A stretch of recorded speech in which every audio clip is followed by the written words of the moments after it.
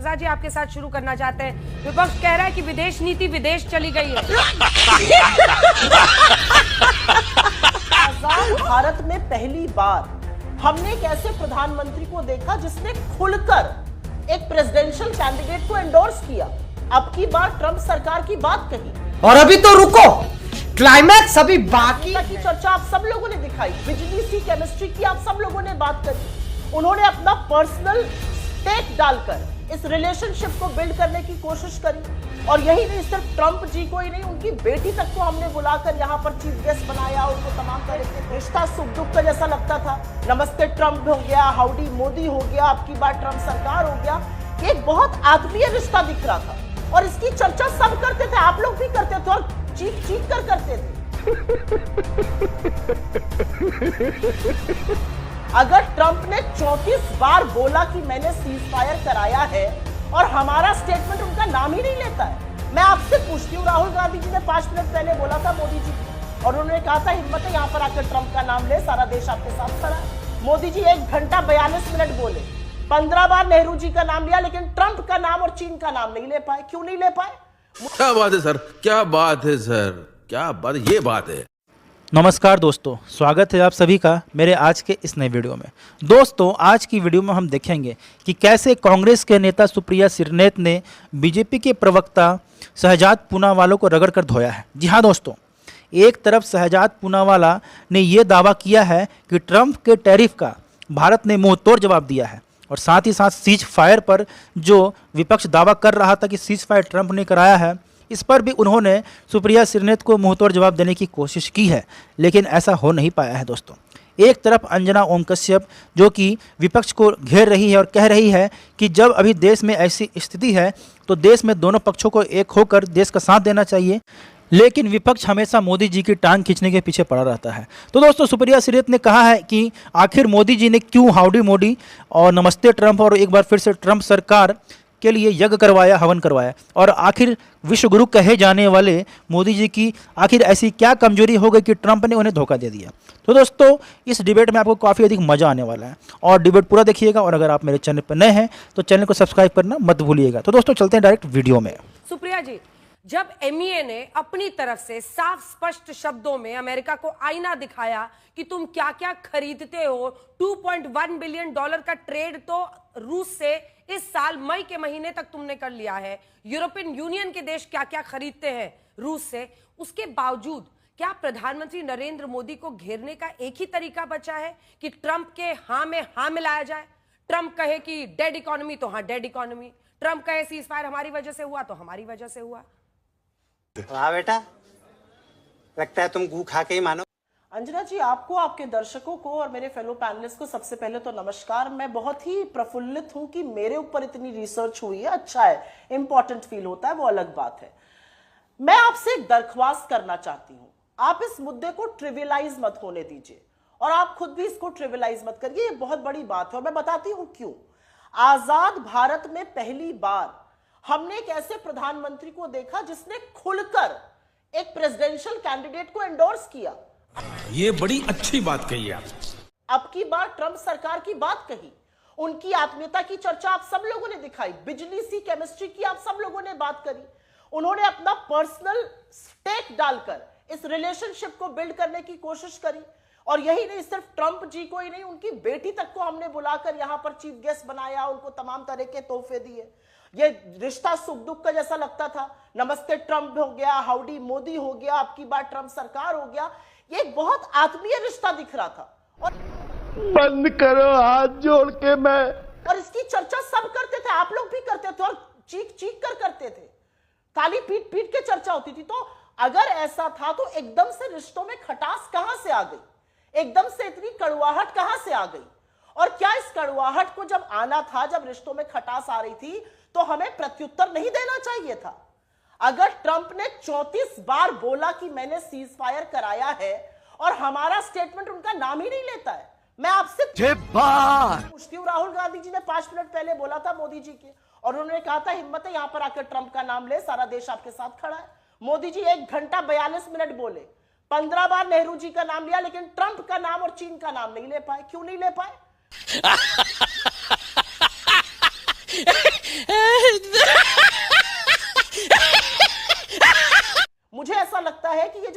नाराजगी हुई, जो रिश्तों में कड़वाहट आई, इस सब की वजह क्या थी? आज देश ये जानना चाहता है। अरे यज्ञ हो रहे थे, हवन हो रहे थे, पूजा पाठ हो रही थी, मंत्र पढ़े जा रहे थे, ट्रंप बन जाए। ट्रंप ना सिर्फ 34 बार ये कहते हैं मैंने सीज फायर कराया, हमारा प्रधानमंत्री उनका नाम नहीं ले पाते हैं। ट्रंप हमारे लोगों को हथकड़ियां और बेड़ियां पहनाकर भेजते हैं। ट्रंप एप्पल को धमकाते हैं वहां मत बनाओ। ट्रंप आईटी कंपनीज को कहते हैं हिंदुस्तान में जॉब्स का सृजन मत करो। ट्रंप पहलगाम के जल्लाद और नरसंहार के सबसे बड़े गुनाहगार असीम मुनीर को घर में बिठाकर मुर्ग मुसल्लम की दावत दे रहे हैं। हम 35 मिनट की फोन पर बात करके खुश हैं। अगर आपने 35 मिनट पर बात करी तो ट्रंप ऐसी बातें क्यों कह रहे हैं? क्या बात है सर, क्या बात है सर, क्या बात, ये बात है। आज ट्रंप ने कहा कि भाई रशिया से तेल खरीद रहे हैं। आज तो हर हिंदुस्तानी के मन में एक सवाल है, इतना सस्ता तेल हमने रशिया से खरीदा, उसका फायदा किसको मिला? किस हिंदुस्तानी के लिए पेट्रोल और डीजल कम हुआ? क्योंकि 28 बिलियन डॉलर की हमने बचत कर ली। ये बड़ी अच्छी बात कही आप। ये सारे सवालों का जवाब कौन देगा? विपक्ष को घेरिए, विपक्ष से सवाल कीजिए, विपक्ष को आईना दिखाइए, लेकिन कभी तो सत्ता को भी हमें पूछने पड़ेंगे सवाल। सत्ताधारी यहां पर बैठे, इधर की बात उधर की बात, ट्विटर टाइमलाइन से देश नहीं चलता है, यह देश विल से चलता है। और विल ऐसी है, पॉलिटिकल विल ऐसी है कि ट्रंप का नाम नहीं ले पा रहे मोदी जी, और उनका प्रचार करते थे। कब रिश्तों में इतनी खट्टास आ गई?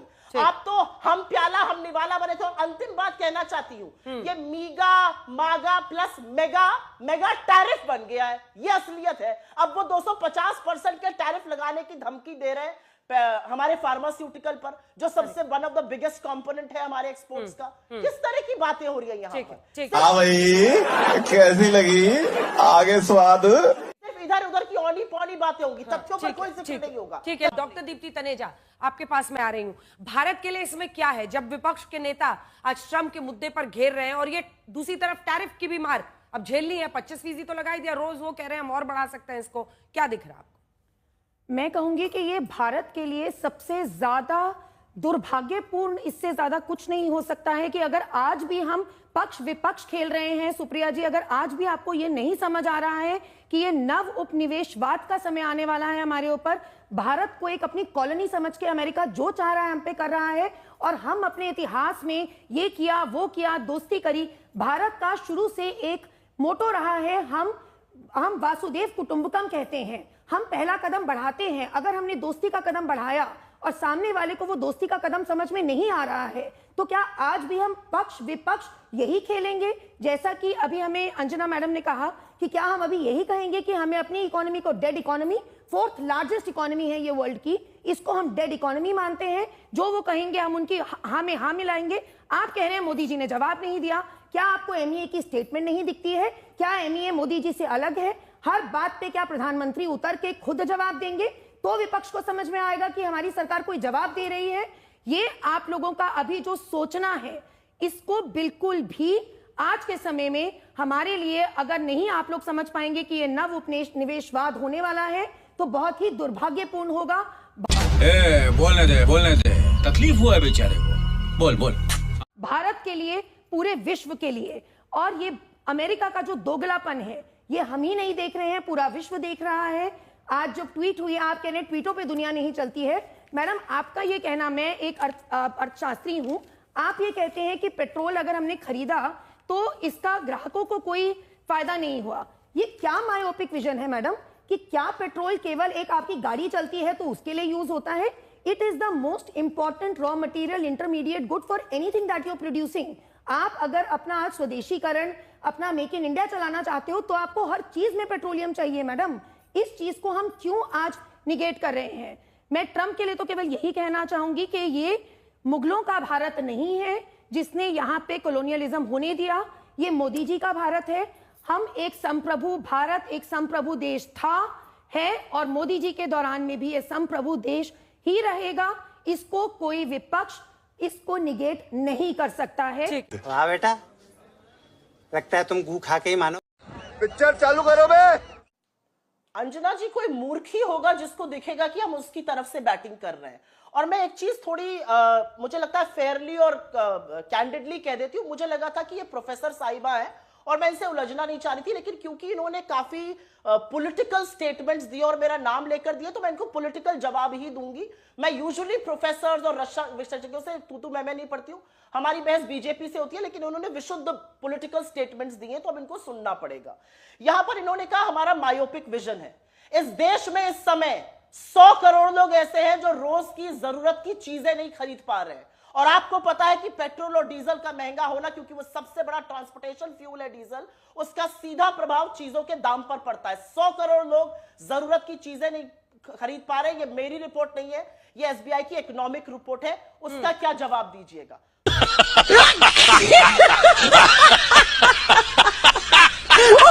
दूसरा सवाल, और यहां पे वो इन्होंने बोला कि ट्रंप ने 69 देशों पर टैरिफ लगाया, 55 देशों पर हमसे कम टैरिफ लगा। और मैं कारण से कहती हूं कि यह राजनीतिक मैसेजिंग है।